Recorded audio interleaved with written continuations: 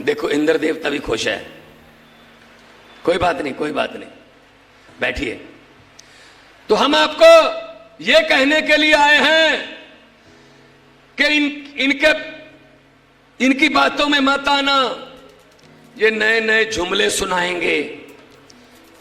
इनके जुमले जो हैं उनके झांसे में मत आना, क्योंकि ये 15 लाख वाला जुमला निकला और कई बार ये कह चुके हैं इतने करोड़ नौकरियां दे देंगे, ये कर देंगे, वो कर देंगे। कुछ नहीं किया भाई साहब, लूटने के सिवा।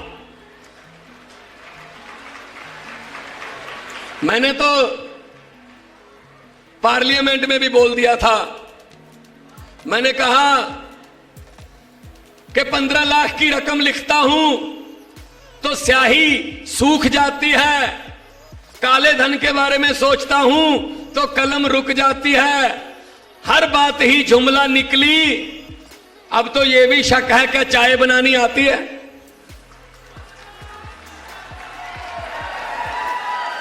चाय भी नहीं बनानी आती होगी, वो भी जुमला ही होगा भाई साहब।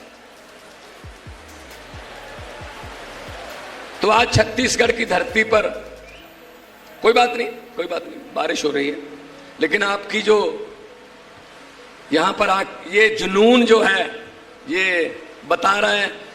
देखो कुर्सियां नीचे होती हैं, लेकिन आपने कुर्सियां सर के ऊपर रख ली हैं। इस किस्म की रैली भी आम आदमी पार्टी कर सकती है। बस ये कुर्सियां इनके नीचे से छीनकर पब्लिक को देनी है, बस यही हमारा मैनिफेस्टो है, यही हमारा मैनिफेस्टो है। 2-3 मिनट की बात है, क्योंकि सामने मुझे नजर आ रहा है, बिल्कुल क्लियर आसमान नजर आ रहा है। तो आपको ऐसे जुनून के साथ आते हुए देखकर दिल को खुशी हुई। और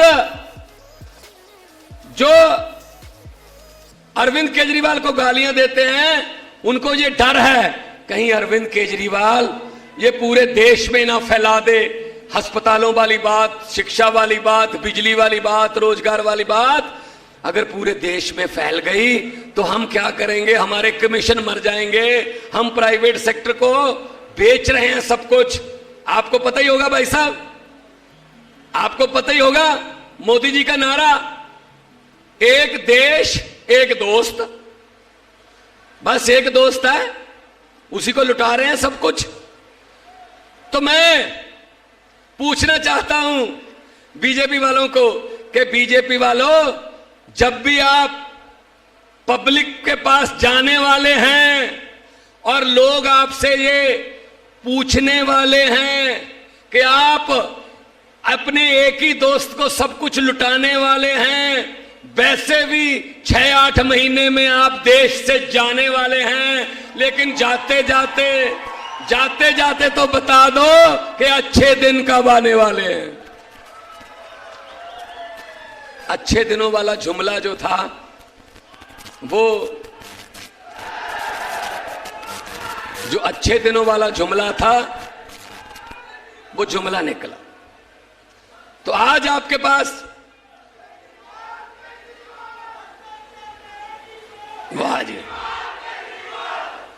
आपका जुनून, बहुत बहुत आपके लिए इस बात के लिए शुक्रिया। बस्तर की धरती पर आज कुछ नया सोच, नया विचार लेके जाना है, बदलना है ये सिस्टम। बहुत हो गया, 70 साल हो गए, 70 साल हो गए इन्होंने कुछ नहीं किया। 1.5 साल हो गए भाई साहब पंजाब में सरकार बने हुए, आज पूरे 1.5 साल हुए हैं। पूरी 36,097 सरकारी नौकरियां देकर आपके सामने खड़ा हूं मैं। 36,097 सरकारी नौकरियां। पुलिस में भर्ती हुई, बिजली बोर्ड में एसडीओ रखे गए, पटवारी रखे गए, नए क्लर्क रखे गए, नए हर एक विभाग में ऑफिसर रखे गए। हर किस्म की भर्ती हो रही है और लगातार चल रही है। पेपर होता है, हमारे यहां पेपर लीक नहीं होता है, हमारे पेपर लीक नहीं होता है, पेपर होता है। और जिसके नंबर आते हैं, जिसके नंबर आ जाते हैं मेरिट में, उसको सरकार घर से लेके आती है, तेरा नंबर आ गया, तुझे इतनी तारीख को नौकरी मिलेगी। कोई पैसा नहीं, कोई सिफारिश नहीं। आप में से कितने लोग बेरोजगार हैं? कुर्सियां खड़ियां करके बताओ कितने बेरोजगार? सारे बेरोजगार। देखो बेरोजगारी हाल।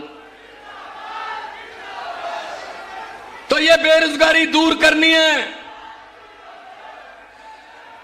अब आप बता दीजिए, एक बात मैं आपसे पूछने वाला हूं, अगर आदमी कोई, अब आपको कैसे नौकरी मिलेगी मैं इसका कारण बता रहा हूं। अगर कोई आदमी थोड़ा कामयाब हो जाता है, पैसे वाला हो जाता है, तो उसके 50 दोस्त निकल आते हैं। मेरा दोस्त है ये, बचपन में हम इकट्ठे खेलते थे। अगर वो आदमी एमपी जब मुख्यमंत्री हो जाता है तो हजारों दोस्त निकल आते हैं। हम इकट्ठे खेलते थे, आप नाम लेके देखना मेरा, मुझे पर्सनली जानते हैं। अगर प्रधानमंत्री बन जाए तो हजारों दोस्त निकल आते हैं, क्लास फेलो निकल आते हैं। जो नहीं भी पढ़ते थे उस कॉलेज में वो भी कहते हैं मैं इनके साथ पढ़ा हूं। लेकिन मुझे ताज्जुब, हैरानी है, 9.5 साल हो गए, मोदी जी का एक भी क्लास फेलो बाहर नहीं आया कि मेरे साथ पढ़ते रहे हैं वो। पता नहीं तो भेष बदल के जाते थे कॉलेज, पता नहीं तो जाते ही नहीं थे। अभी क्या किया है? जीएसटी लगा दिया सब चीजों पर। अभी नई खबर है कि जो हॉस्टल हैं, स्कूल और यूनिवर्सिटी के जो हॉस्टल हैं, उन हॉस्टलों की फीस पर जीएसटी लगा रहे हैं 18%। हॉस्टल में जो बच्चे रहते हैं उनकी जो फीस है हॉस्टल की, उस पर जीएसटी लगा रहे हैं 18%। इसका मतलब तो ये नया नारा होना चाहिए बीजेपी का कि ना खुद पढ़ा हूं ना किसी को पढ़ने दूंगा। उनको क्या पता फीस देने में कितनी दिक्कत होती है, मेस का बिल कैसे आता है। कभी हॉस्टल में गए हो तो पता चले। 4th क्लास का आपको पता ही है, कहानी सुनाते हैं सीएम साहब, 4th पास राजा। तो इनकी बातों में मत आना। हमारा तो चुनाव चिन्ह ऐसा है जो सफाई करता है, झाड़ू। और आपको पता है, जब से झाड़ू चुनाव चिन्ह है, ये बीजेपी वालों ने अपने घर में जो सफाई वाले हैं उनको ये बोल रखा है सीधा पोछा लगाया करो, झाड़ू घर में नहीं आना चाहिए। ये सफाई करता है तो झाड़ू की सफाई तो हो। ये झाड़ू से हम पहले सिर्फ दुकान या मकान साफ करते थे, अब इस झाड़ू से अरविंद केजरीवाल की अगुवाई में पूरा हिंदुस्तान साफ किया जाएगा जी।